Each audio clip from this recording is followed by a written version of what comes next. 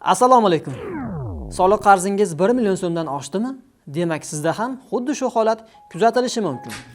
Jismoniy shaxslardan olinadigan yer va mol-mulk solig'i bo'yicha umumiy summasi 1 million so'mdan oshadigan soliq qarzdorligini undirishda elektr energiyasining billing tizimi mexanizmi joriy etilmoqda.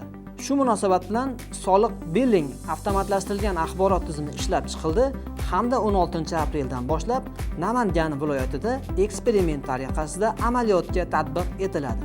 Tizim qanday ishlaydi? Agar jismoniy shaxsning soliq qarzdorligi 1 million so'mdan oshsa, avvalo fuqaro bir necha bosqichda ogohlantiriladi. Dastlab fuqaroga soliq hisoblanganligi haqida xabarnoma, shundan so'ng SMS orqali eslatma. Agar fuqaroda soliq mobil ilovasi mavjud bo'lsa, xabarnoma yuboriladi. Bundan tashqari may.gov.uz orqali ham fuqaroning shaxsiy kabinetiga xabar yuborilishi mumkin.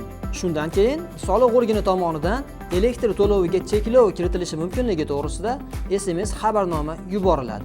Eng muhimi, yuborilgan SMSdagi havola orqali soliq qarzdorligi qachon shakllanganligi va ogohlantirish qaysi bosqichda ekanligini fuqaro kuzatib borishi mumkin.